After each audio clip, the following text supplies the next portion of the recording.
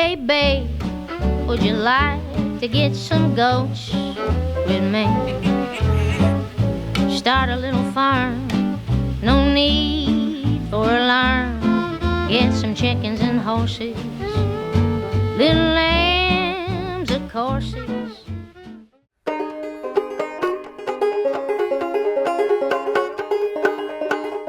Yeah, I'm Brian Miller, owner and operator with my wife Jeannie of Midfield Lavender Farm. We've owned the farm for 11 years. We started growing lavender back in 2015 and slowly have developed that. I just retired last July, so we're putting even more energy into it this year. And we finally got our lavender to the point where we were ready to open it up to the public, so now we do our U-Pick events here at our farm. My wife's a graphic designer and artist, and it was all her research that helped us land on lavender. The soil conditions here turned out to be really good for lavender. They're not so great for growing grass and some other things, but lavender thrives here, and we were very fortunate about it. The pH levels are right, and in the right locations on the farm where you have good drainage, the lavender does really well. It doesn't want a lot of water, so you got to keep it in an area where the roots don't stay wet year-round.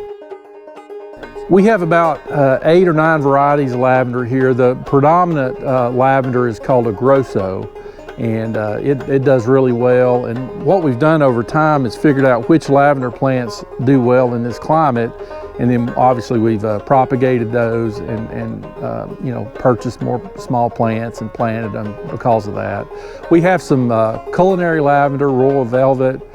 That's what we use in our lavender lemonade, and it's a very pretty plant as well. It blooms a little bit earlier than some of the other plants. And we've got Riverina Thomas. That's a new plant, relatively new at our farm. And there's one row over there. We have 51 plants. We haven't lost one plant, and they're in 1 year the blooms and the stems are knee-high already. So we're excited about that plant. Yeah, well, Jeannie wanted the lavender rows to be pretty and long and full, so you could, you know, utilize those for things like photography and weddings and just people coming out and enjoying the experience of being in the lavender fields.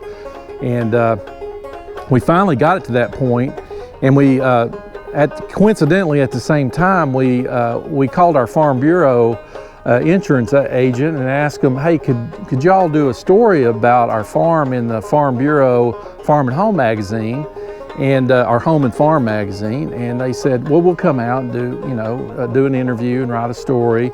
Well, fast forward to the spring, and we didn't realize they were going to publish the article on the cover. 700,000 people saw that. We were in Florida on vacation, and all of a sudden Jeannie's phone just exploded. And so getting on the cover of the Farm Bureau, we're very grateful for them to publish that story about our farm and put it on the cover, because it really introduced our farm to, you know, Tennessee.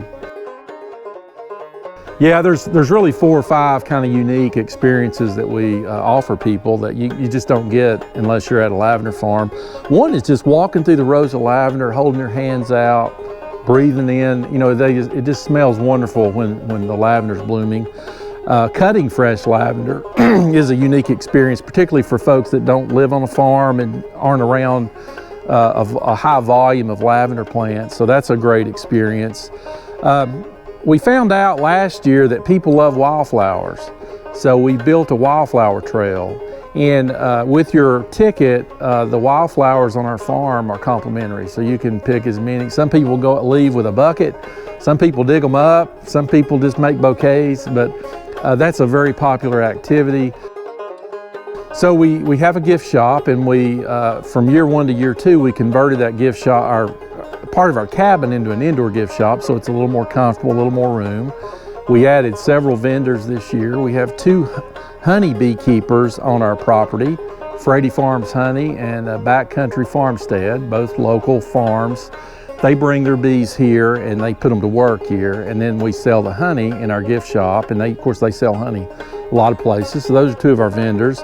We have a weaver locally, Carolyn Lowe, that makes lavender wands, baskets, things like that, and she's been a great addition. She sits in our gift shop, and It's been good for her, you know, to pick up clients and to talk about that art.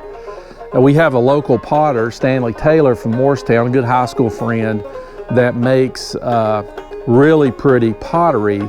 And he made a line of pottery called the Midfield collection that we're using at our farm that celebrates our lavender U-pick season. Yeah, so we have a website, midfieldfarm.com, that's really got all the information on it. We also seasonally publish those rack cards in all the rest areas locally and across the visitor centers in Tennessee.